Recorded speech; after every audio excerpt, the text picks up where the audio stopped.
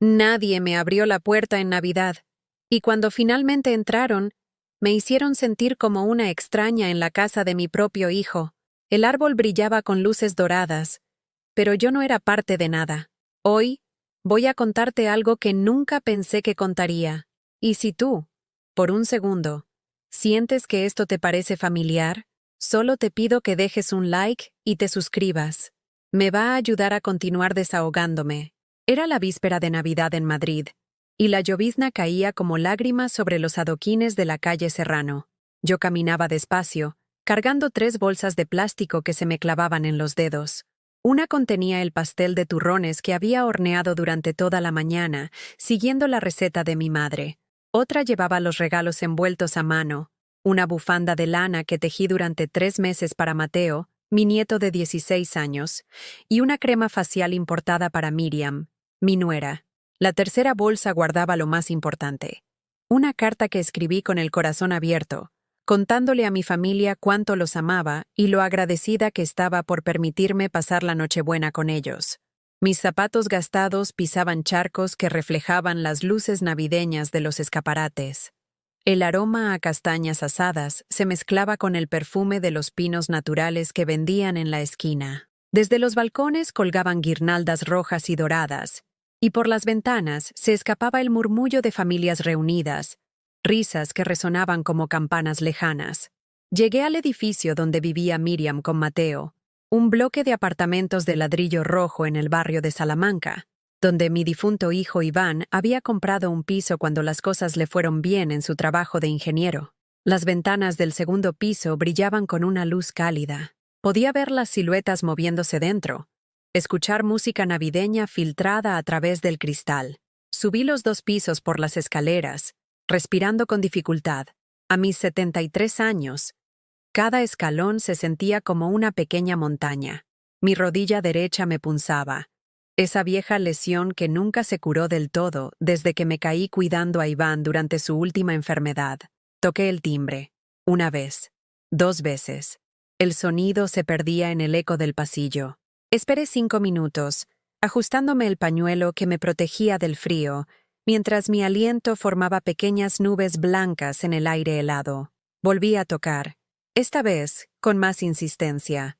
Por fin escuché pasos arrastrándose del otro lado. La puerta se abrió despacio y apareció Mateo con el cabello revuelto, en pijama, con el móvil pegado a la oreja. «Abre, es tu abuela», gritó alguien desde la cocina. La voz de Miriam sonaba distante, ocupada. «Pero no la entretengas, que estoy terminando el directo de Instagram». Mateo me miró con esos ojos verdes que había heredado de su padre, y vi en ellos una disculpa silenciosa. Me hizo un gesto para que pasara, pero no me abrazó como solía hacer cuando era pequeño. Ahora todo era diferente, más frío, más distante. «Hola, abuela», murmuró sin quitar la vista del teléfono. «Hola, mi amor. ¿Cómo estás?». Se encogió de hombros y ya estaba caminando hacia su habitación cuando Miriam apareció en el pasillo. Miriam tenía 42 años, cabello rubio teñido que le llegaba a los hombros, y llevaba un vestido rojo ajustado que había visto en el escaparate de El Corte Inglés la semana anterior. Sus uñas estaban perfectamente pintadas de dorado, y en la muñeca brillaba un reloj que costaba más que mi pensión de 3 meses. «Ah, mira quién llegó», dijo sin levantar la vista de su teléfono, donde seguía grabando su historia de Instagram. «¿No dijimos que íbamos a hacer algo más sencillo este año?». Me quedé en la entrada, con mis bolsas mojadas goteando sobre el parquet reluciente, sintiéndome como una intrusa en un lugar donde solía sentirme bienvenida. «Traje el pastel», respondí en voz baja, alzando la bolsa que contenía mi creación de 4 horas. «Y algunos regalitos». Miriam suspiró con esa exasperación teatral que había perfeccionado desde que Iván murió hace 2 años. «Ay, Consuelo, pero con lo que gastaste en eso, ¿no era mejor que ahorraras? Ya estás en una edad en la que deberías pensar en no molestar tanto». La palabra molestar me golpeó como una bofetada invisible. Me quedé inmóvil, procesando lo que acababa de escuchar. «¿Molestar?», pregunté, sintiendo cómo se me secaba la garganta. «Sí, Consuelo, molestar», dijo mientras se acomodaba el cabello frente al espejo del recibidor. «Esta no es tu casa. No puedes venir y actuar como si lo fuera. Solo te invitamos para que no estuvieras sola en Nochebuena. Pero no te equivoques. Tú aquí no mandas. Las palabras cayeron sobre mí como piedras. El pasillo comenzó a darme vueltas. Me aferré al marco de la puerta para no tambalearme. En el salón, el árbol de Navidad brillaba con lucecitas LED que parpadeaban en secuencias perfectas. Era un abeto natural de 2 metros, decorado con bolas doradas y rojas que parecían joyas diminutas. Debajo había una montaña de regalos envueltos en papel plateado con lazos de seda. Pero yo, con mis 3 bolsas humildes y mi pañuelo empapado, no encajaba en esa postal perfecta.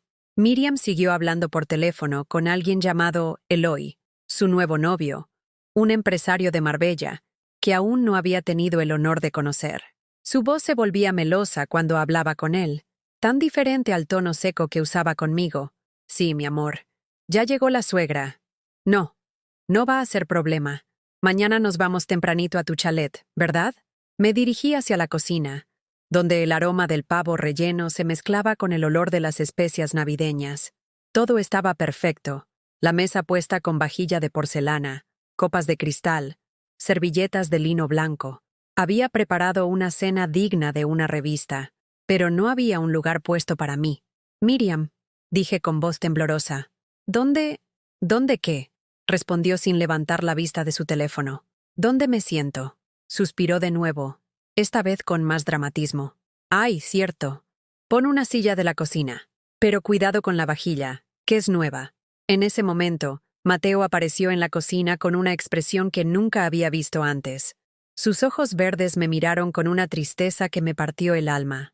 Se acercó y me susurró al oído. Abuela, no les hagas caso. Yo sí te quiero. Esas fueron las únicas palabras de cariño que escuché esa noche.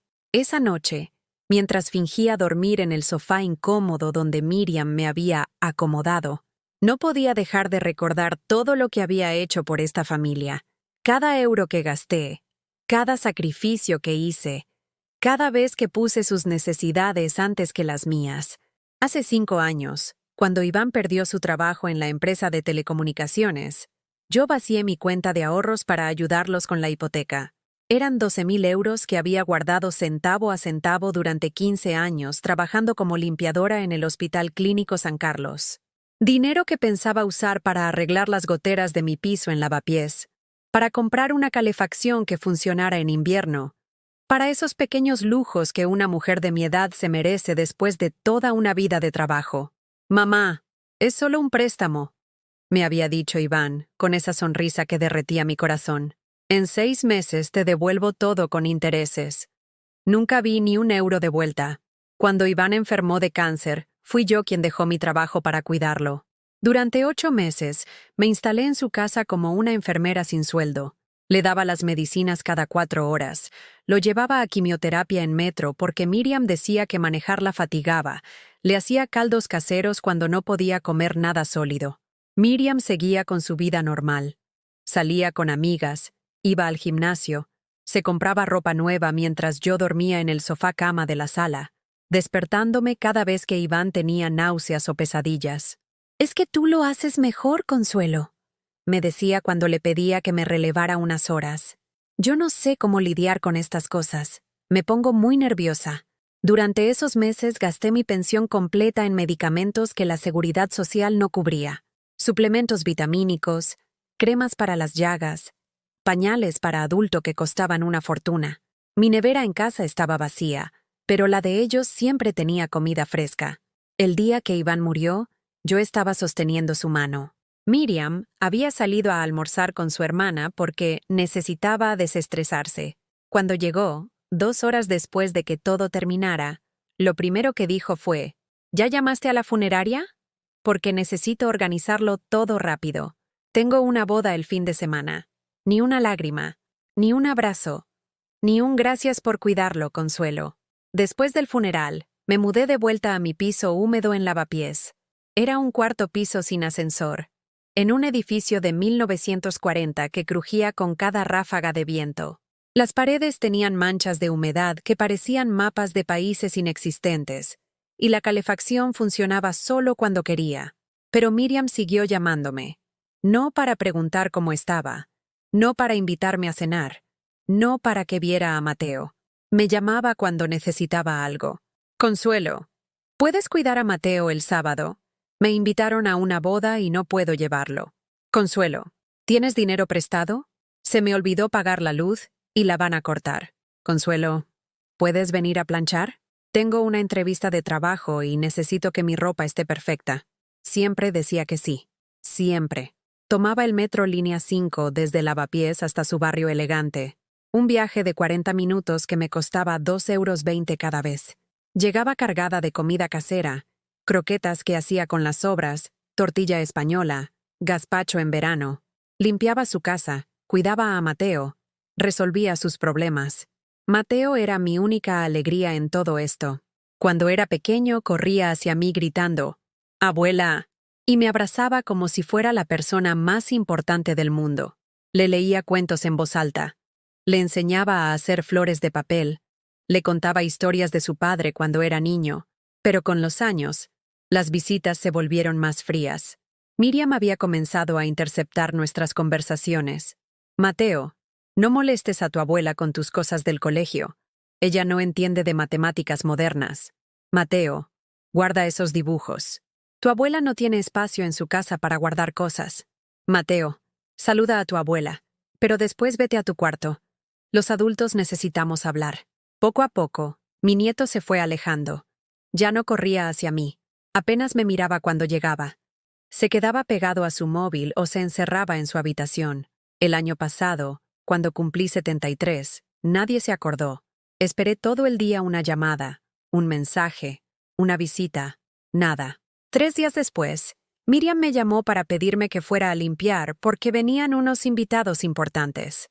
«Se me olvidó tu cumpleaños», me dijo sin una pizca de remordimiento. «Pero ya sabes que no somos de celebraciones». Iván tampoco era así. Mentira. Iván me celebraba cada cumpleaños como si fuera una reina. Me llevaba a almorzar a restaurantes bonitos. Me compraba flores. Me hacía tarjetas escritas a mano. El mes pasado, cuando me desmayé en el supermercado Mercadona y me llevaron al hospital, nadie vino a verme. Estuve 2 días ingresada por deshidratación y presión baja. Una enfermera me preguntó si tenía familia. «Sí», le dije. «Tengo una nuera y un nieto». «¿Les avisamos?» Dudé un momento, recordando todas las veces que había interrumpido mis planes para ayudarlos. «No», mentí. «Están de viaje». La enfermera me miró con esa compasión que se reserva para los ancianos abandonados. Yo fingí estar bien, pero por dentro me estaba muriendo de soledad. Cuando salí del hospital, caminé hasta la Plaza Mayor. Era un domingo por la tarde y las familias paseaban felices. Los niños corrían entre las palomas. Las parejas se tomaban fotos frente a las fachadas rojas. Me senté en un banco y lloré como no había llorado desde el funeral de Iván. Una señora mayor se sentó junto a mí. «¿Está usted bien?» «Tengo familia», le dije entre sollozos. «Pero me siento más sola que si no tuviera a nadie». Ella asintió como si entendiera perfectamente. «A veces la soledad duele más cuando estás rodeada de gente que no te ve». Esas palabras se me clavaron como una espina, porque era exactamente lo que me pasaba. Miriam me veía, pero solo cuando me necesitaba. Mateo me veía, pero cada vez menos. Yo era invisible hasta que había algo que limpiar, algo que pagar, algo que resolver. Esa noche, acostada en mi sofá incómodo mientras Miriam roncaba en su cama king size, comencé a preguntarme algo que nunca me había atrevido a pensar. ¿Y si dejaba de estar disponible? ¿Qué pasaría si por una vez en mi vida dijera que no? ¿Qué pasaría si dejara que resolvieran sus propios problemas? ¿Qué pasaría si me pusiera a mí misma en primer lugar? La idea me daba terror y emoción a la vez. Era como imaginarme saltando de un acantilado sin saber si había agua abajo o rocas filosas. Pero algo dentro de mí había comenzado a despertar, una pequeña llama de dignidad que llevaba años apagada. A la mañana siguiente desperté con el cuello rígido y una punzada en la espalda que me recorrió como un latigazo. El sofá de Miriam era de esos modernos, todo líneas rectas y relleno duro que se veía elegante, pero torturaba el cuerpo. Miré el reloj. Las 6:30 de la mañana. En mi casa siempre me levantaba a esta hora, Pero aquí el silencio se sentía diferente, más hostil. Desde la cocina llegaba el aroma del café recién hecho, y el sonido de la cafetera expresa que Miriam había comprado el mes pasado. Una máquina italiana de 500 euros que hacía el café perfecto, según ella. Me levanté despacio, doblando la manta que había usado para cubrirme, y me dirigí hacia la cocina esperando encontrar algo de normalidad en el ritual matutino. Miriam estaba sentada en la isla de la cocina, perfectamente maquillada a pesar de la hora temprana, vistiendo un conjunto deportivo de marca que costaba más que mi renta mensual. Tenía el móvil en una mano y una taza de café humeante en la otra. En la pantalla vi que estaba viendo stories de Instagram, deslizando con el dedo mientras hacía pequeños ruidos de aprobación o descontento. «Buenos días», dije en voz baja, no queriendo molestar. Ni siquiera levantó la vista. «Ah, ya despertaste. El café está ahí, pero úsate la taza blanca de la repisa de abajo. Las otras son del juego nuevo». Me acerqué a la cafetera, pero no sabía cómo usarla. Era una máquina completamente digital, con botones que no entendía, y una pantalla que mostraba símbolos incomprensibles para mí. ¿Cómo? Comencé a preguntar. «Ay, Consuelo, es muy fácil. Solo presiona el botón verde y ya. No es tan complicado». Presioné el botón verde. La máquina hizo un ruido extraño y comenzó a sacar vapor por todas partes. Miriam suspiró con exasperación. «No, ese no. El otro verde. ¿No ves que hay dos?» Efectivamente, había dos botones de diferentes tonos de verde. Presioné el segundo. Esta vez salió agua hirviendo directamente sobre la encimera de mármol. «¡Ay, por favor!», exclamó Miriam, levantándose de golpe. «Vas a dañar la máquina». «Déjalo, ya me lo hago yo». Se acercó y con movimientos rápidos y eficientes preparó mi café. Lo hizo con la misma paciencia que tendría alguien enseñándole a caminar a un niño de 2 años. «Ten», me dijo, extendiéndome la taza. «Pero tómatelo rápido porque necesito limpiar toda la cocina antes de que llegue Eloy». Me senté en un taburete alto, sintiéndome como una intrusa que había sido tolerada por un momento de caridad. El café estaba delicioso, cremoso y con un aroma que llenaba todos los sentidos. Pero el sabor se me agriaba en la boca con cada mirada impaciente que Miriam me dirigía. «¿A qué hora llega?», pregunté, tratando de hacer conversación. «A las 11. Y necesito que todo esté perfecto porque va a conocer a Mateo oficialmente. Es un momento importante para nosotros». La forma en que dijo «nosotros» me dolió, como si yo no fuera parte de esta familia, como si fuera una espectadora externa que había sido invitada por error. «¿Y Mateo está contento?». Miriam me miró como si hubiera hecho una pregunta estúpida. «Claro que está contento. Eloy es un hombre exitoso, con recursos, que puede darle a Mateo oportunidades que otros no pueden. Va a ser una figura paterna importante en su vida». Quise recordarle que Mateo ya había tenido una figura paterna importante en su vida. Su propio padre. Mi hijo. Pero las palabras se me quedaron atascadas en la garganta. «¿Tú sabías que Mateo está teniendo problemas en el instituto?», me preguntó de repente, con un tono acusatorio. «No, no me había dicho nada». «Exacto, porque tú no estás al tanto de nada importante en su vida. Vives en tu mundo, en tu barrio, con tus cosas de vieja, y no te das cuenta de que él necesita referentes modernos, gente que entienda el mundo actual». Cada palabra era como una puñalada pequeña pero precisa. Me estaba diciendo que yo era irrelevante, anticuada, incapaz de aportar algo valioso a la vida de mi nieto. «Yo podrían ayudarlo con los estudios si me diera la oportunidad», murmuré. «¿Tú?». Se rió, pero no era una risa alegre. «Consuelo, tú apenas terminaste la primaria. Mateo está en bachillerato, estudiando matemáticas avanzadas, física, inglés técnico. ¿Qué le vas a enseñar? ¿A limpiar pisos?». El golpe fue tan directo que me quedé sin aire. Me había pasado la vida limpiando pisos, sí, pero también había criado a un ingeniero exitoso. Había mantenido mi casa sola después de que mi marido murió. Había ahorrado cada centavo para darle a mi hijo una educación universitaria que yo nunca pude tener. «Iván no pensaba eso», dije con voz temblorosa. «Iván ya no está, Consuelo. Y el mundo ha cambiado mucho desde que él era niño. Ahora los chicos necesitan otras cosas. viajes al extranjero, tecnología, conexiones importantes. Cosas que una pensión de limpiadora no puede comprar. Me terminé el café de un trago.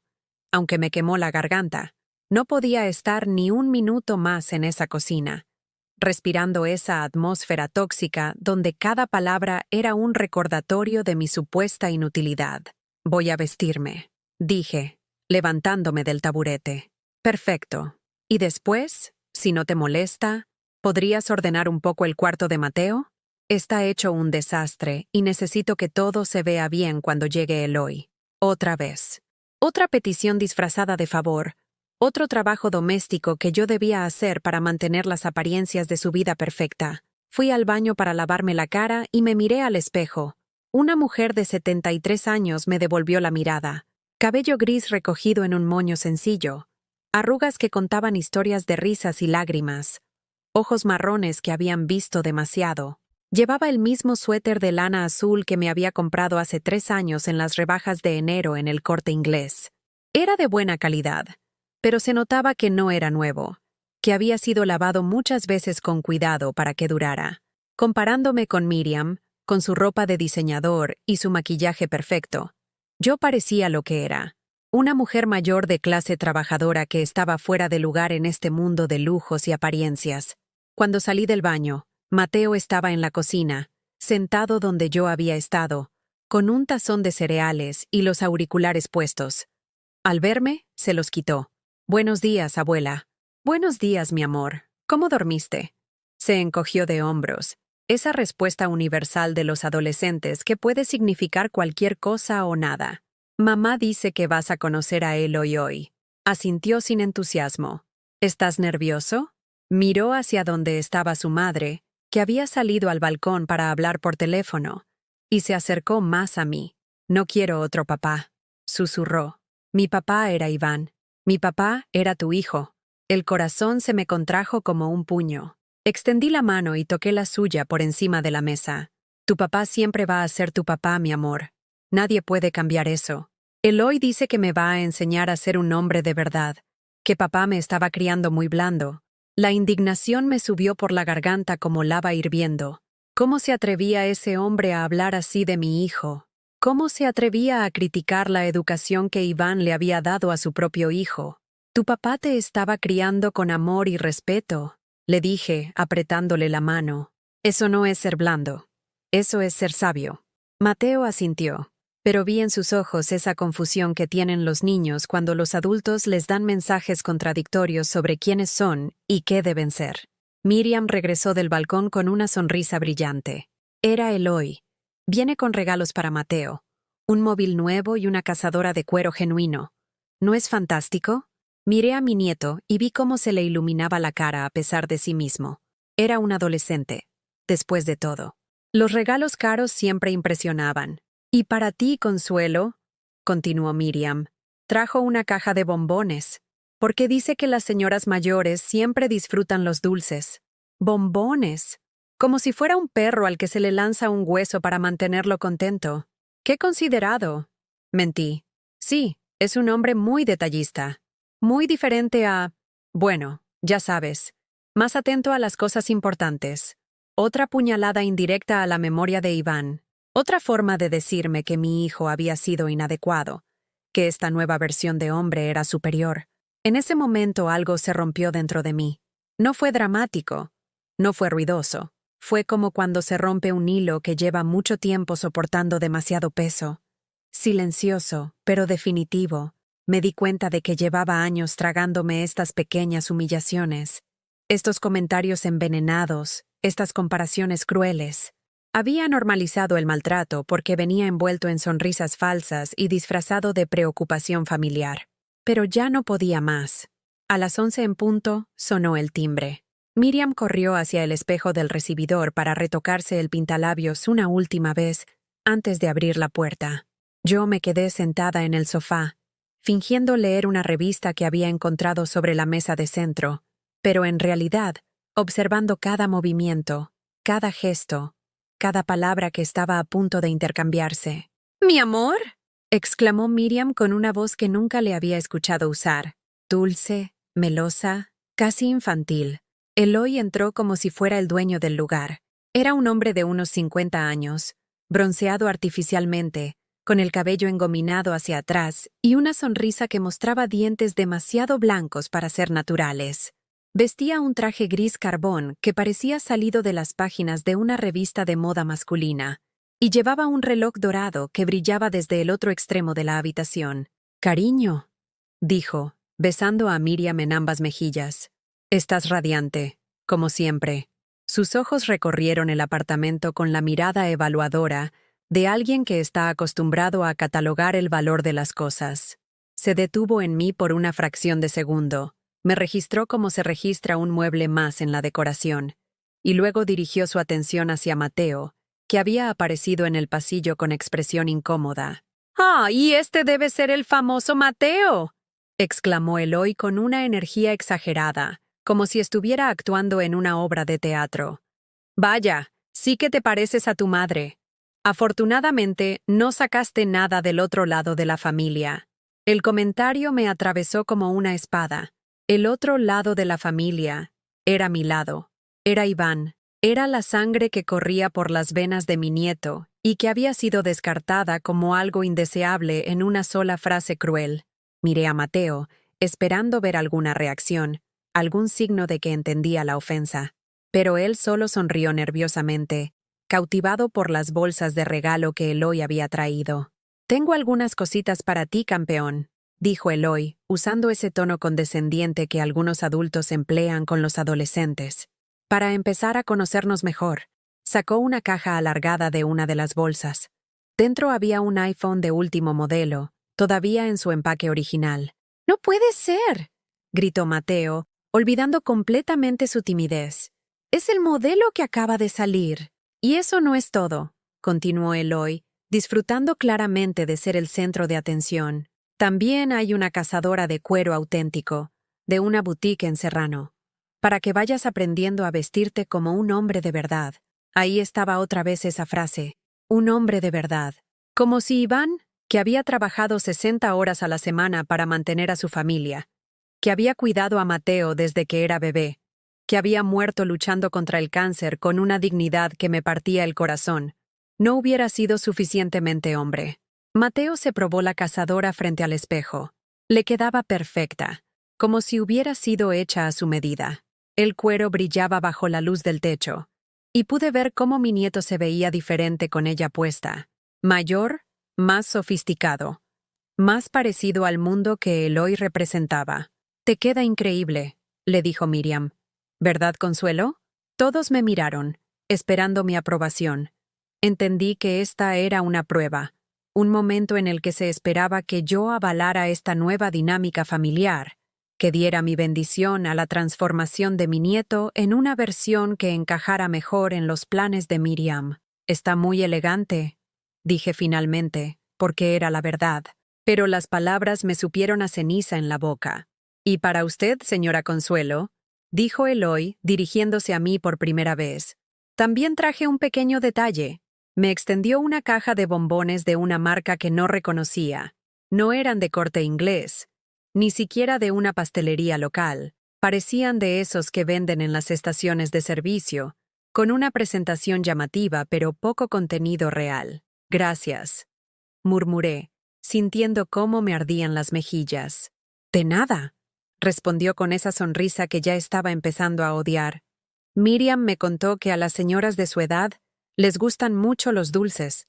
Señoras de su edad, como si yo fuera una categoría, un estereotipo, una caricatura de abuela con la que había que cumplir el protocolo mínimo de cortesía. «Bueno», dijo Miriam palmoteando, «¿por qué no nos sentamos a almorzar?» Preparé paella, esa receta que me enseñó la madre de Iván, mi madre, mi receta. Pero ahora era la madre de Iván, como si mi identidad se hubiera reducido a ser un apéndice genealógico de mi hijo muerto. La mesa estaba puesta para 4 personas, pero yo me di cuenta inmediatamente de que mi lugar no era igual a los otros. Los demás tenían los platos buenos, las copas de cristal, las servilletas de lino. Mi lugar tenía un plato diferente, una copa más pequeña, una servilleta de papel. «Siéntate aquí, Consuelo», me indicó Miriam, señalando la silla que estaba de espaldas a la ventana, la que recibía menos luz, la que estaba más alejada de la conversación principal. Durante el almuerzo, Eloy dominó la conversación. Habló de sus negocios inmobiliarios en la Costa del Sol, de sus viajes a Dubái y Miami, de los coches que había tenido y los restaurantes exclusivos que frecuentaba. Cada anécdota era una demostración de poder económico. Cada historia, una forma de establecer su superioridad sobre el resto de los presentes. «Mateo», le dijo mientras cortaba la paella, «cuando tengas vacaciones de Semana Santa, te voy a llevar a Marbella. Tengo un yate allí, nada del otro mundo, solo 28 metros, pero está bien para pasar unos días. Te va a gustar conocer otro estilo de vida». Los ojos de Mateo brillaron con emoción. Un yate. El mundo que Eloy le estaba ofreciendo era tan diferente al que yo podía proporcionarle, que me sentí como un insecto comparándome con un águila. «Y tú, preciosa», le dijo a Miriam, acariciándole la mano, «ya es hora de que dejes de preocuparte por el dinero. Yo me voy a encargar de todo, la hipoteca, los gastos del chico, todo lo que necesiten. Ustedes merecen vivir sin estrés». Miriam lo miró con adoración, como si acabara de prometerle la luna. «¿En serio harías eso por nosotros?» «Por supuesto. Una mujer como tú no debería estar angustiada por cosas tan mundanas como las facturas. Y un chico como Mateo merece las mejores oportunidades». Yo seguía comiendo en silencio, sintiéndome cada vez más invisible. Nadie me preguntó mi opinión sobre nada. Nadie incluyó mi experiencia en la conversación. Era como si fuera un fantasma sentado en esa mesa, presente físicamente pero ausente en todos los demás aspectos. «Consuelo», dijo Eloy de repente, como si acabara de recordar que yo existía.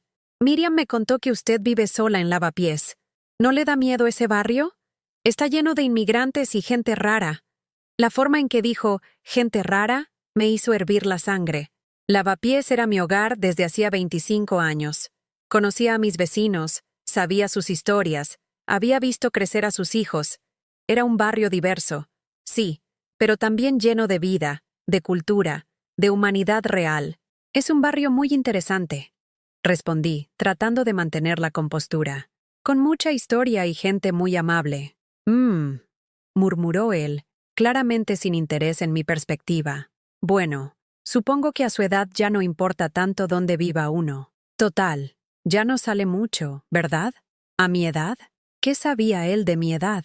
Yo caminaba por Madrid todos los días. Iba al mercado, visitaba museos gratis los domingos, quedaba con Amparo, mi vecina, para tomar café en el bar de la esquina. Tenía una vida, por modesta que fuera.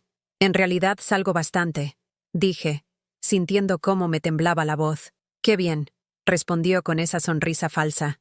«Es importante mantenerse activa. Aunque claro, ya no es lo mismo que cuando uno es joven, ¿verdad? Las piernas ya no responden igual. La memoria falla». Miriam se rió, como si Eloy hubiera hecho un chiste muy gracioso. «Es verdad, a veces Consuelo se confunde con las fechas y los horarios. La edad, ya sabes, no era verdad». Yo no me confundía con nada. Mi mente estaba perfectamente clara. Pero ahí estaban, los dos, riéndose de una versión caricaturesca de mí que habían creado para su propia diversión. Mateo me miró con incomodidad, pero no dijo nada. No me defendió. No los contradijo. Solo siguió comiendo su paella mientras los adultos de su nueva familia se burlaban de la única persona que había estado incondicionalmente a su lado desde que nació. Después del almuerzo, mientras Miriam servía café, Eloy se acercó a mí en el sofá. «Consuelo», me dijo en voz baja, con un tono que pretendía ser conspiratorio. «Me da mucha pena verla así, tan sola, tan limitada. Si alguna vez necesita ayuda, con el tema de su vivienda o algo así, no dude en decirme. Tengo contactos en residencias muy buenas, con precios accesibles para personas de su situación. Residencias». Me estaba sugiriendo, con toda la delicadeza de un bulldozer, que me fuera a morir a un asilo. «Gracias», logré articular, «pero estoy muy bien donde estoy». Por supuesto», dijo, palmeándome el hombro con esa condescendencia que me estaba volviendo loca. «Solo digo que si alguna vez quiere simplificar su vida, ya sabe a quién recurrir».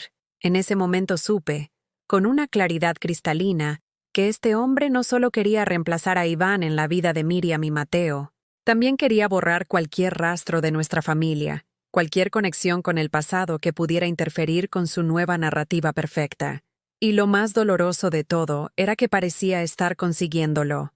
Esa noche, después de que Eloy se fuera con promesas de volver pronto, y Miriam se acostara con una sonrisa de satisfacción que no había visto en años, me quedé despierta en el sofá mirando el techo. Las palabras de ese hombre resonaban en mi cabeza como campanas de funeral. Residencias muy buenas. Personas de su situación. Simplificar su vida. Por primera vez en mis 73 años, sentí algo que nunca había experimentado con tanta claridad. Rabia pura.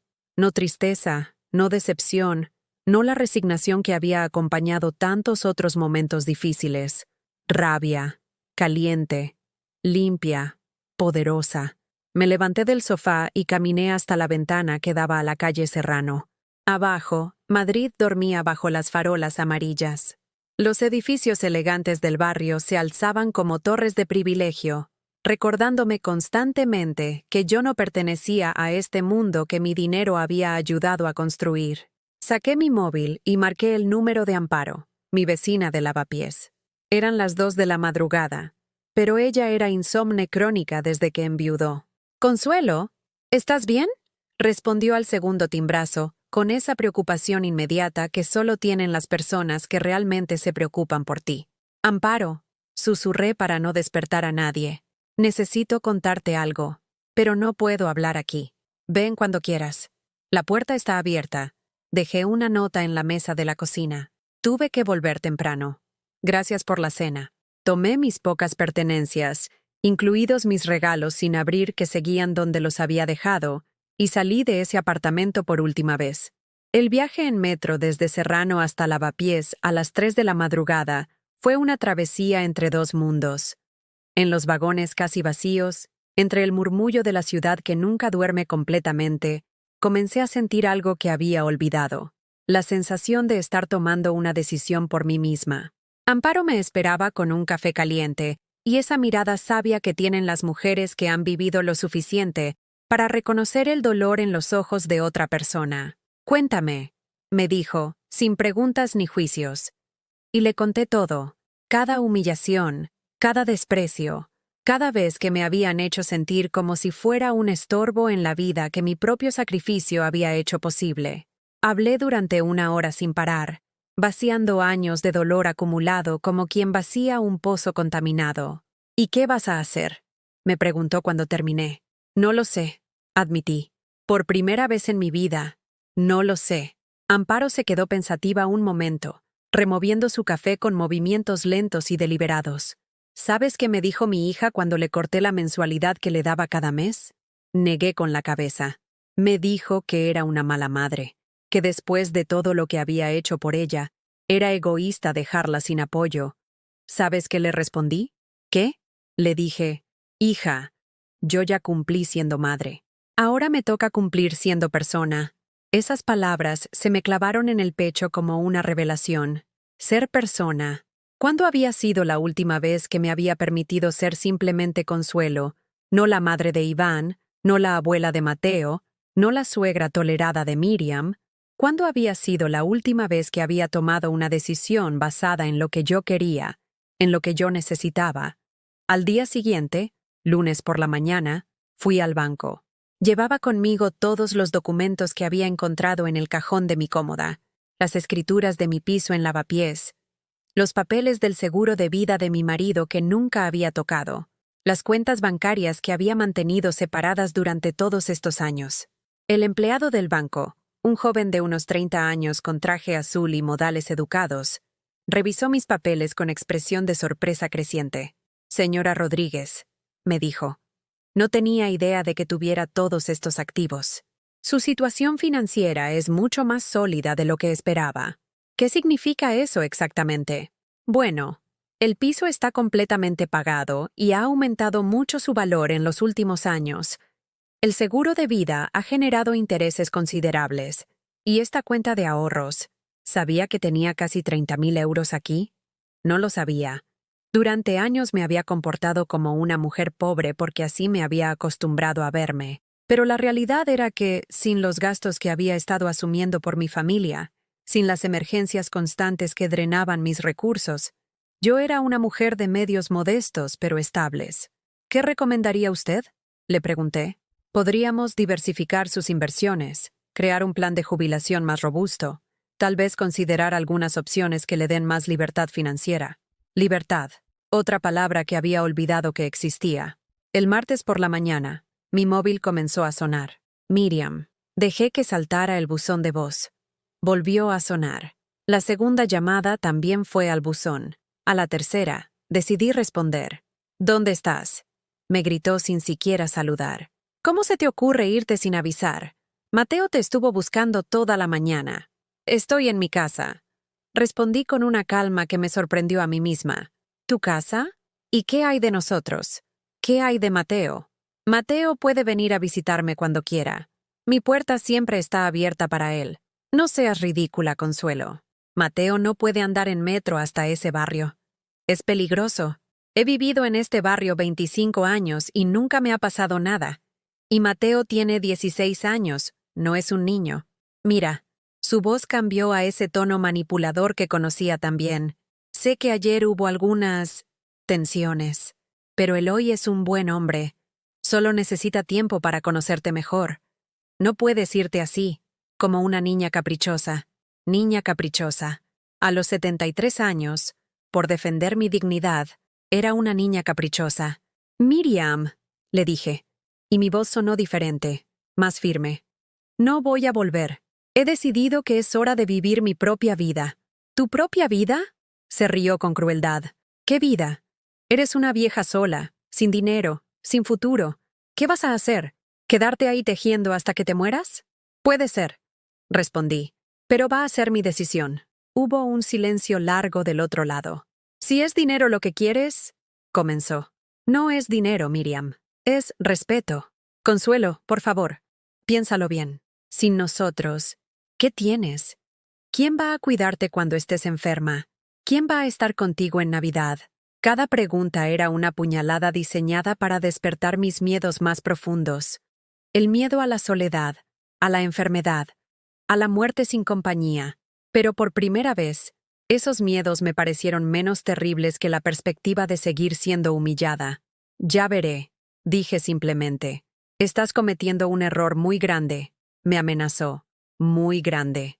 Y cuando te des cuenta, puede ser demasiado tarde para arreglarlo. Puede ser, repetí. Pero va a ser mi error.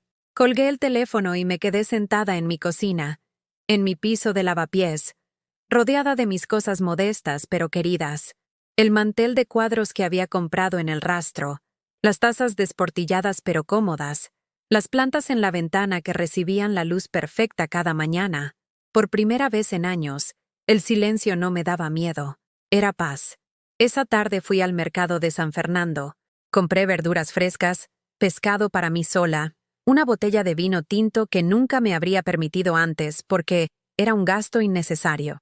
Cociné para una persona, puse la mesa para una persona, me serví una copa de vino y cené mientras veía el atardecer desde mi pequeño balcón. El vino me supo a libertad. Por la noche, cuando Mateo me envió un mensaje de texto preguntando si estaba bien, le respondí con una foto de mi cena casera y una frase. Estoy aprendiendo a estar bien sola. Su respuesta llegó 10 minutos después. ¿Puedo venir a visitarte el sábado? Por supuesto, mi amor. Aquí siempre tienes tu lugar. Y por primera vez en mucho tiempo, cuando dije tu lugar, no me refería a un sitio que tenía que ganar o merecer. Me refería a un lugar que existía simplemente porque él era mi nieto y yo era su abuela, sin condiciones, sin negociaciones, sin humillaciones. Esa noche dormí en mi propia cama, entre mis propias sábanas, en mi propio silencio, y soñé con cosas que no recordaba haber soñado en años, viajes que podría hacer, libros que podría leer, días que podrían ser completamente míos. El sábado llegó como una tormenta anunciada. Mateo vino a visitarme como habíamos acordado, pero no llegó solo. A las 4 de la tarde sonó el timbre de mi piso, y cuando bajé a abrir, me encontré con una delegación completa. Mateo con cara de disculpa, Miriam con expresión de guerra, y Eloy con esa sonrisa condescendiente que ya había aprendido a despreciar. «Sorpresa», dijo Miriam con falsa alegría. «Pensamos que sería bueno que todos viniéramos a conocer tu hogar». La forma en que pronunció hogar fue como si estuviera diciendo chabola o basurero. Sus ojos recorrieron la entrada de mi edificio con disgusto mal disimulado, las paredes con pintura descascarada, las escaleras de mármol gastado, el buzón con algunos nombres escritos a mano. No esperaba visitas, dije, sintiéndome invadida, pero sin saber cómo negarles la entrada sin hacer una escena en la calle. Por eso es una sorpresa, respondió Eloy con esa jovialidad forzada. Mateo insistió mucho en venir, y pensamos que era mejor acompañarlo. Este barrio no es muy seguro para un chico de su edad. Subimos los 4 pisos en silencio. Miriam resoplaba exageradamente en cada descanso, como si el esfuerzo fuera sobrehumano. Eloy comentaba en voz baja sobre la necesidad urgente de renovación del edificio. Solo Mateo caminaba en silencio, mirando hacia abajo, claramente incómodo con la situación. Cuando abrí la puerta de mi piso, sentí una mezcla de orgullo y vulnerabilidad. Mi casa era pequeña, sí, pero estaba limpia, ordenada, llena de luz natural y de pequeños tesoros acumulados durante décadas de vida. Las plantas en las ventanas creaban sombras verdes en las paredes blancas. Los cojines bordados a mano daban calidez al sofá de segunda mano que había tapizado yo misma. Las fotografías familiares creaban una galería de recuerdos en la pared del pasillo. «¡Qué acogedor!», dijo Miriam, pero su tono sugería exactamente lo contrario. Eloy fue directo al grano. Se sentó en mi sofá sin ser invitado y comenzó a inspeccionar el lugar con la mirada evaluadora de alguien que está tasando una propiedad. «Consuelo», dijo, adoptando ese tono paternalista que me ponía los nervios de punta. «Tenemos que hablar seriamente. Esta pequeña rabieta ha durado ya suficiente». ¿Rabieta? A mis 73 años, defender mi dignidad era una rabieta. «No es una rabieta», respondí, manteniéndome de pie mientras ellos se acomodaban en mi sala. «Es una decisión muy egoísta», intervino Miriam. «¿Sabes el daño que le estás haciendo a Mateo? Lleva toda la semana preguntando por ti, sintiéndose culpable por algo que ni siquiera entiende». Miré a mi nieto, que seguía con la cabeza baja, jugando nerviosamente con su móvil nuevo. «Mateo», le dije suavemente, «¿te sientes culpable por algo?». Levantó la vista y vi en sus ojos esa mezcla de confusión y lealtad dividida que tienen los niños cuando los adultos los usan como armas emocionales. «No quiero que estés triste, abuela», murmuró. «Mamá dice que estás enojada con nosotros». «No estoy enojada contigo, mi amor. Nunca podría estar enojada contigo». «Pero estás enojada con nosotros», insistió Miriam. «Y eso lo afecta a él. ¿No te parece cruel usar a un niño para castigarnos por algo que ni siquiera sabemos que hicimos mal?» La manipulación era tan obvia que me dieron ganas de reír, pero Eloy no había terminado. «Mire, Consuelo», dijo, levantándose y caminando hacia la ventana como si fuera el dueño del lugar. «Seamos prácticos. Usted vive sola en un 4º piso sin ascensor, en un barrio que cada día está peor. Este edificio debe tener 100 años. Las tuberías probablemente estén a punto de explotar, y con la delincuencia que hay aquí no hay delincuencia», lo interrumpí. «Es un barrio de trabajadores, de familias normales», repitió con sarcasmo. «Ya vimos qué tipo de familias normales cuando subíamos. El tipo de la primera planta tenía toda la pinta de... El tipo de la primera planta se llama Omar, y es enfermero en el Hospital 12 de Octubre. Lo corté. Tiene 3 hijos preciosos y ayudó a mi vecina cuando se rompió la cadera». Eloy hizo un gesto despectivo con la mano, como espantando una mosca. «Lo que sea.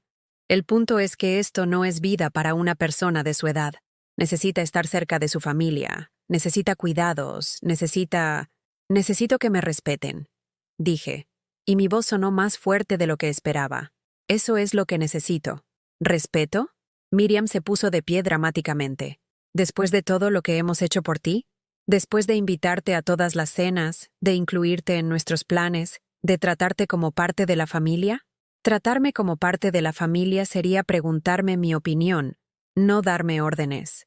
Sería incluirme en las conversaciones, no hablar de mí como si fuera sorda. Sería valorar lo que aporto, no solo lo que pueden sacarme. ¿Sacar? Eloy me miró con incredulidad fingida. ¿De qué habla? Nadie le ha sacado nada. Fui hasta mi cómoda y saqué una carpeta que había estado organizando durante toda la semana. Contenía recibos, extractos bancarios, todas las pruebas de mis años de generosidad. 12.000 euros para la hipoteca cuando Iván perdió el trabajo, dije, mostrando el primer documento. 8.000 en medicamentos durante su enfermedad. 3.500 en regalos de cumpleaños y Navidad en los últimos 5 años. 1.200 en cenas y salidas que pagué yo, sin contar las horas de trabajo doméstico gratis, el cuidado de Mateo, las emergencias que siempre resolvía yo. Los números flotaron en el aire como acusaciones silenciosas. Miriam palideció. Eloy frunció el ceño. «Eso eran regalos», murmuró Miriam. «Nadie te obligó». «Tienes razón», la interrumpí. «Nadie me obligó. Lo hice por amor. Pero amor no significa ser un cajero automático con patas. Amor no significa aceptar humillaciones a cambio de migajas de afecto». «Está exagerando», dijo Eloy. «Nadie la ha humillado». Me volví hacia él con una furia que llevaba semanas conteniendo. «Usted me sugirió que me fuera a una residencia». Me habló como si fuera una vieja senil. Me regaló bombones de gasolinera mientras le daba a Mateo regalos de cientos de euros. Me puso en una mesa aparte. Me trató como si fuera una molestia que había que tolerar por educación. Yo nunca... Comenzó a protestar. ¿Y usted? Me dirigí a Miriam. Me dijo que no molestara tanto, que esta no era mi casa, que era demasiado vieja para opinar sobre la educación de mi propio nieto. Me hizo dormir en el sofá, me puso platos diferentes en la mesa, me ignoró durante toda la cena. Miriam abrió la boca para defenderse, pero ya no podía parar. Durante 2 años, desde que murió Iván, he sido su empleada doméstica gratuita, su niñera de emergencia, su banco personal, su saco de boxeo emocional. Y todo lo aguanté porque pensé que era el precio de mantener a mi familia unida. «Consuelo», murmuró Mateo, levantándose de su silla. «Pero ya no más», continué, sintiendo cómo se me quebraba la voz. «No voy a comprar amor con dinero. No voy a aceptar migajas de respeto. No voy a dejar que me traten como si fuera un estorbo en mi propia familia». El silencio que siguió fue ensordecedor. Miriam tenía lágrimas en los ojos, pero no sabía si eran de culpa o de rabia. Eloy parecía incómodo por primera vez desde que lo conocía. Mateo me miraba con una expresión que no podía descifrar. «¿Qué quieres que hagamos?», preguntó Miriam finalmente. «¿Qué quieres de nosotros?» «Quiero que me traten como a una persona», dije con calma. «Quiero que mi opinión importe. Quiero que mi presencia sea deseada, no tolerada. Quiero que me incluyan porque me quieren, no porque se sienten obligados. Y si no...» Eloy comenzó con tono amenazante. «Si no, seguiré siendo feliz aquí, en mi casa, viviendo mi vida, con o sin ustedes». Fue entonces cuando Mateo se acercó a mí. Sin decir una palabra, me abrazó con esa intensidad que tienen los abrazos de los adolescentes cuando finalmente entienden algo importante. «Perdón, abuela», susurró en mi oído. «Perdón por no defenderte. Perdón por dejar que te trataran así». Ese abrazo valía más que todos los regalos caros que Eloy podría comprar jamás. «No tienes que disculparte por nada, mi amor», le dije acariciándole el cabello. «Tú eres el único que nunca me ha hecho sentir menos de lo que soy». Miriam y Eloy se levantaron para irse. En la puerta, Miriam se volvió hacia mí. «Esto no va a quedar así, Consuelo. Piénsalo bien. Piensa en lo que realmente tienes sin nosotros». «Ya lo pensé», respondí. «Y lo que tengo es suficiente. Lo que no tengo ya no lo necesito». Después de que se fueran, Mateo se quedó conmigo. Preparamos cena juntos, hablamos de su padre, miramos álbumes de fotos. Por primera vez en años, mi nieto me habló como a una igual. Me contó sus miedos, sus sueños, sus dudas sobre el futuro. «¿Puedo venir más seguido?», me preguntó antes de irse. «Puedes venir siempre que quieras», le dije. «Ahora que soy libre para recibirte». Los días que siguieron al confronto pasaron como una nebulosa de emociones contradictorias. Por las mañanas despertaba con una sensación de libertad que me llenaba los pulmones como aire fresco, pero por las tardes me asaltaban dudas que me hacían cuestionar si había tomado la decisión correcta. ¿Y si Miriam tenía razón? ¿Y si realmente era una vieja egoísta que había destruido a su propia familia por orgullo? Pero cada vez que esos pensamientos amenazaban con ahogarme, recordaba la cara de Eloy sugiriéndome una residencia, o la voz de Miriam diciéndome que no molestara tanto, y la rabia volvía a darme fuerzas. El martes por la mañana tomé una decisión que había estado postergando durante años. Fui a una agencia de viajes. La oficina estaba en la calle de Alcalá, llena de carteles coloridos que prometían paraísos lejanos y aventuras para todas las edades. La empleada que me atendió era una mujer joven de unos 30 años, con el cabello teñido de rubio y unas uñas perfectamente pintadas. Cuando le dije que quería información sobre viajes para una persona sola de mi edad, su expresión cambió de profesional a genuinamente interesada. ¿Qué tipo de viaje tiene en mente?, me preguntó, desplegando varios folletos sobre el escritorio. No lo sé, admití. Nunca he viajado sola. Siempre fue con mi marido cuando era joven, o con mi hijo, o cuidando a alguien. Nunca he ido a ningún sitio solo por el placer de ir. Sus ojos se iluminaron como si acabara de darle el mejor regalo del mundo. Señora, vamos a encontrarle el viaje perfecto. ¿Le gusta el mar? ¿Las montañas? ¿La historia? ¿La gastronomía? Durante la siguiente hora, esa joven me mostró posibilidades que nunca había considerado. Cruceros por el Mediterráneo diseñados especialmente para personas mayores que viajaban solas. Tours culturales por Andalucía con grupos pequeños y guías especializados.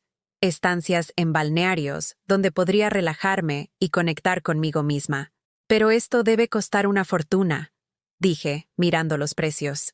Señora, me dijo con una sonrisa, con el dinero que tiene ahorrado, según me contó, puede permitirse cualquiera de estos viajes. La pregunta no es si puede pagarlo. La pregunta es, ¿qué la haría feliz? ¿Qué me haría feliz? Hacía tanto tiempo que no me hacía esa pregunta que me quedé muda. Piénselo, me dijo, entregándome una carpeta llena de folletos. Y cuando lo decida, vengo a verme. Le prometo que vamos a organizar algo maravilloso. Salí de la agencia con una sensación extraña en el pecho. No era ansiedad ni miedo. Era emoción, pura, simple. Emoción infantil ante la posibilidad de hacer algo solo porque quería hacerlo. Esa tarde, mientras tomaba café en el bar de Don Felipe en la esquina de mi calle, se acercó mi vecina Carmen, una mujer de unos 60 años que trabajaba como profesora de español para extranjeros. Consuelo, ¿cómo estás? Te veo muy diferente últimamente. ¿Diferente cómo? No sé, más presente, como si hubieras regresado de un viaje muy largo. Su comentario me hizo reflexionar. Era cierto. Durante años había estado viviendo en piloto automático, respondiendo a las necesidades de otros, moviéndome como un fantasma por mi propia vida. Ahora, por primera vez en mucho tiempo, me sentía habitando mi propia piel.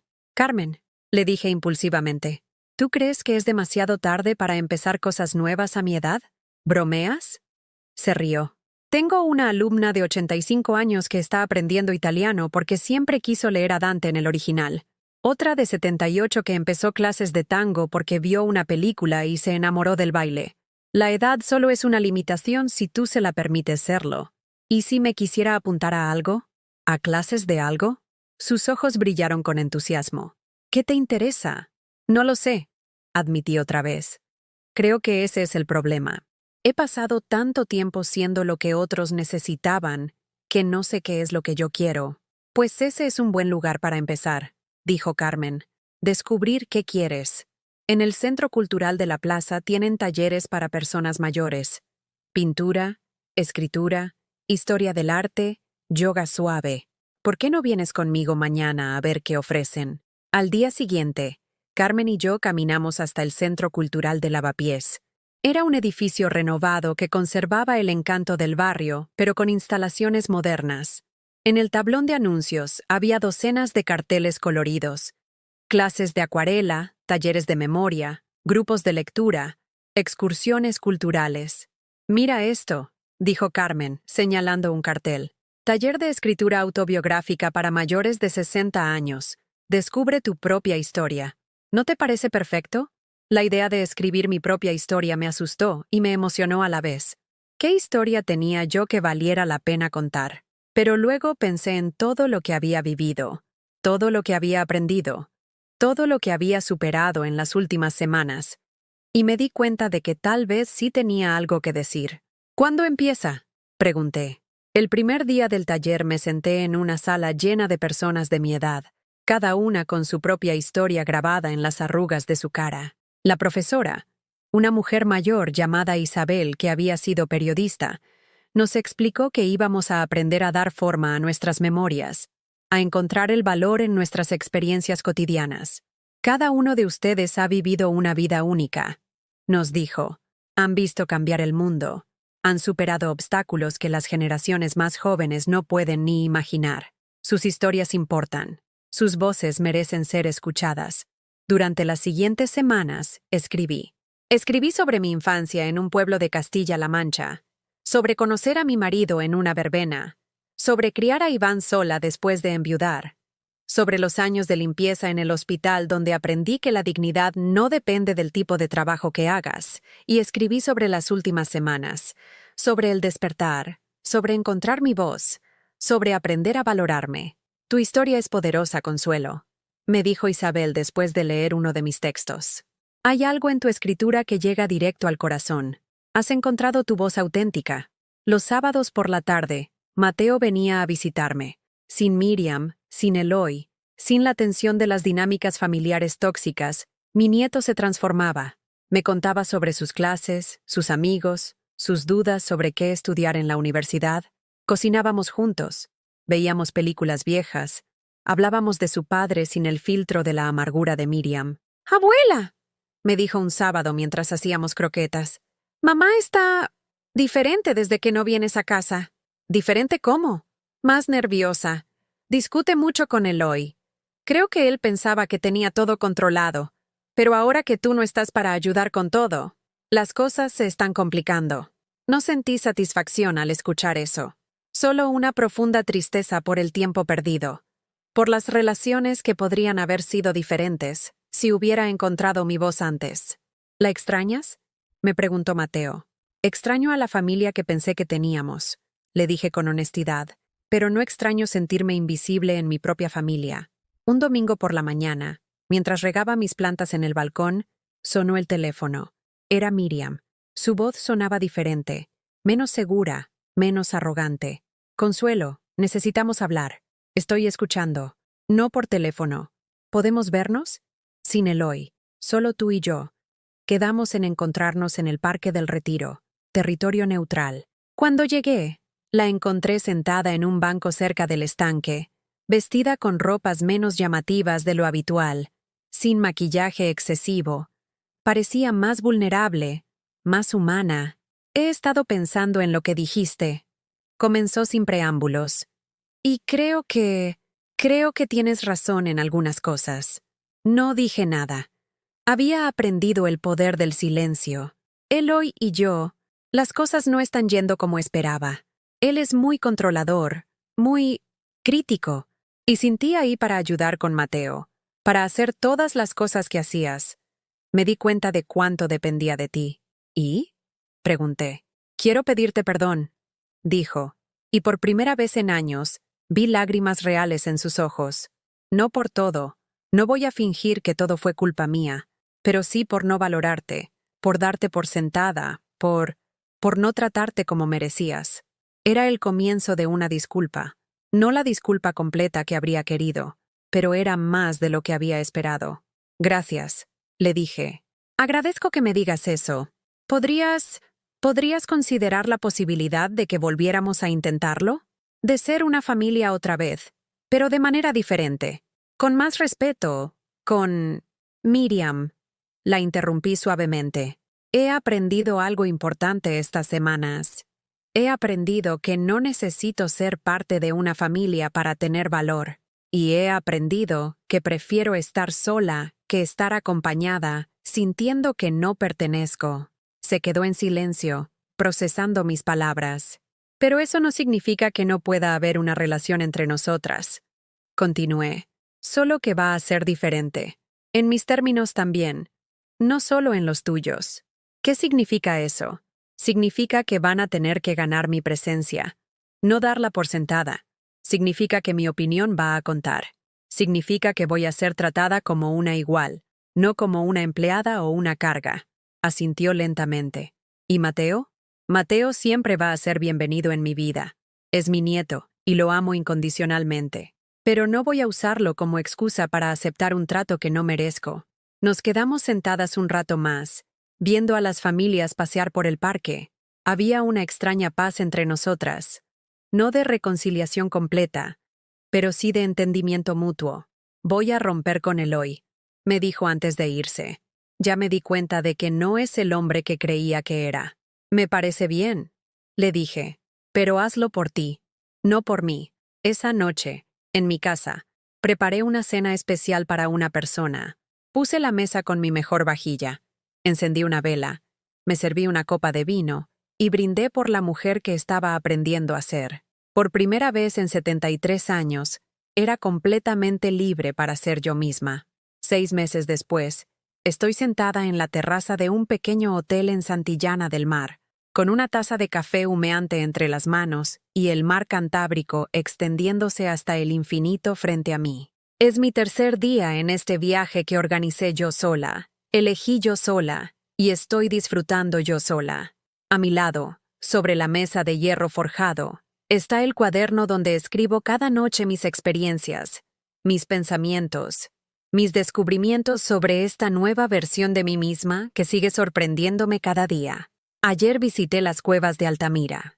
Caminé entre esas pinturas de hace 15.000 años y pensé en todas las mujeres que habían vivido antes que yo, que habían luchado sus propias batallas, que habían encontrado maneras de sobrevivir y prosperar en circunstancias mucho más difíciles que las mías. Me sentí parte de algo más grande, parte de una cadena de mujeres fuertes que se habían negado a desaparecer. Anoche, en el restaurante del hotel, compartí mesa con una pareja de franceses de mi edad que viajaban por España en una autocaravana.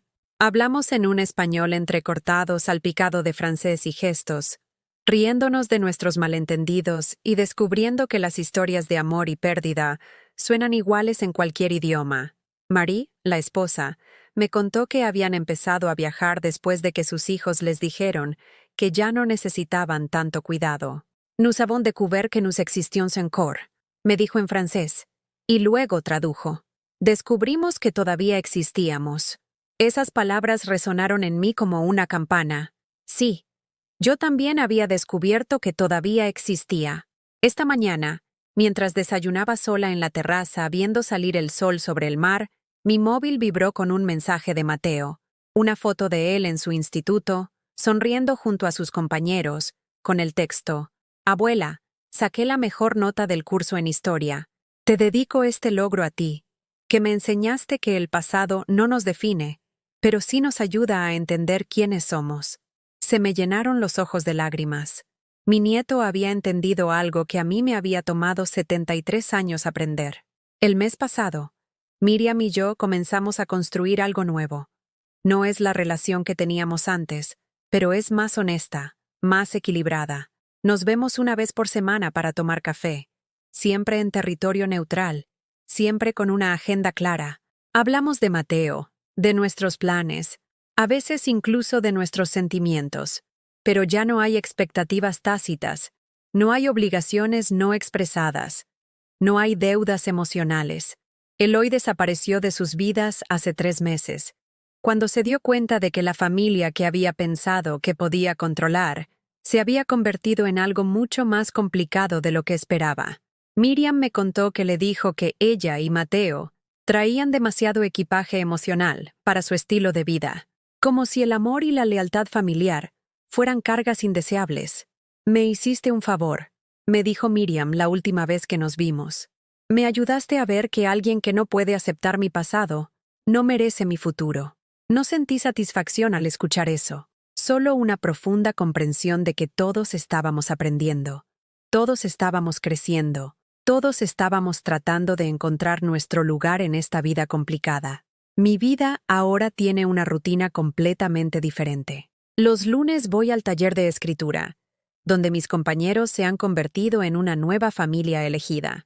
Los martes y jueves camino por el retiro con Carmen, mi vecina, que se ha convertido en mi cómplice de aventuras. Los miércoles tomo clases de acuarela en el Centro Cultural, donde estoy aprendiendo que nunca es demasiado tarde para ver el mundo con nuevos ojos. Los viernes son para mí sola.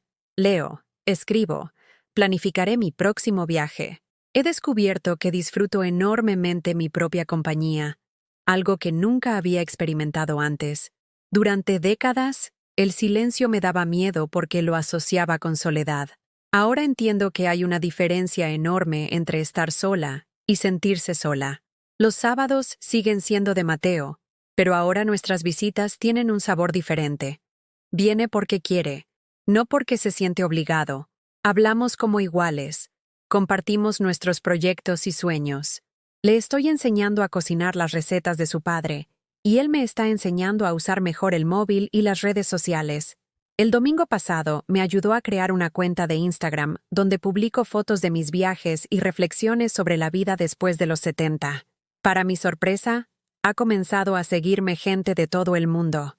Mujeres de mi edad que se sienten identificadas con mi historia de autodescubrimiento tardío. Nunca es tarde para empezar de nuevo.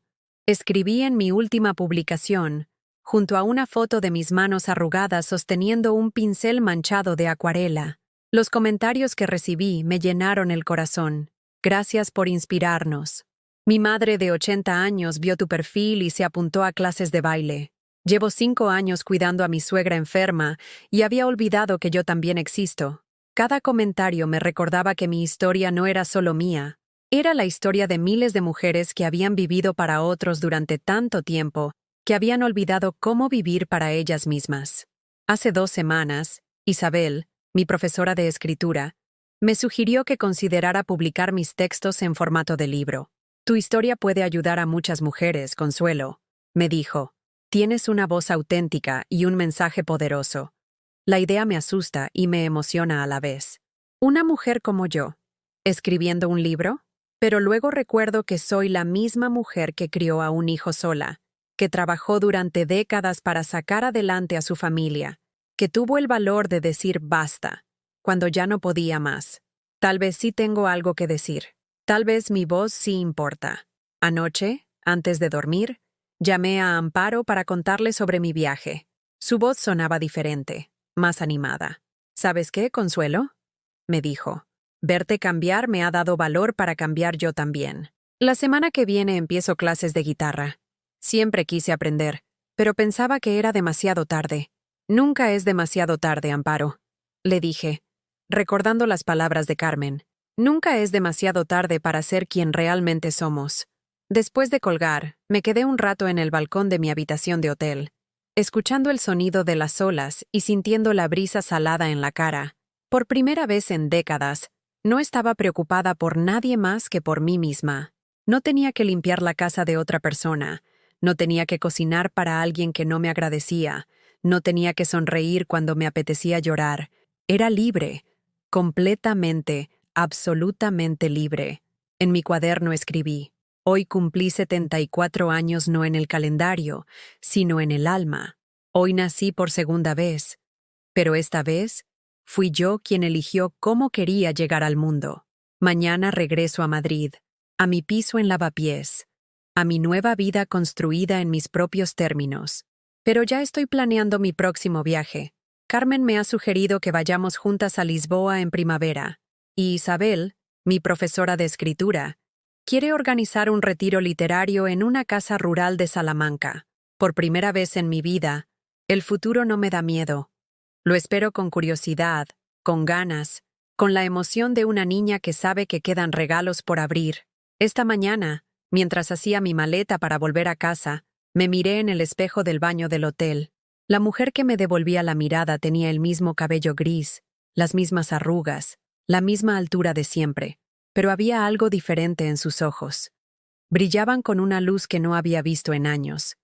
Era la luz de alguien que ha encontrado su propio valor. Era la luz de alguien que ha aprendido que el amor verdadero empieza por uno mismo. Era la luz de alguien que ha descubierto que nunca, nunca es demasiado tarde para empezar de nuevo. A todas las mujeres que me están escuchando, a todas las que se sienten invisibles en sus propias familias, a todas las que han dado tanto que han olvidado que también merecen recibir, les digo esto: ustedes valen más de lo que creen. Su felicidad importa. Su voz merece ser escuchada. Y si yo pude encontrar el valor para cambiar mi vida a los 73 años, ustedes también pueden encontrarlo a cualquier edad. ¿Has vivido algo parecido a lo que te acabo de contar? ¿Conoces a alguien que haya tenido que luchar por recuperar su lugar en su propia familia? Cuéntamelo en los comentarios. Y si esta historia te llegó al corazón, si te hizo reflexionar sobre tu propia vida, dale like y suscríbete al canal, porque estas historias necesitan ser contadas, necesitan ser escuchadas, necesitan llegar a alguien que tal vez esté pasando por lo mismo que yo pasé. Tu historia también importa. Tu voz también merece ser escuchada. Nunca olvides eso.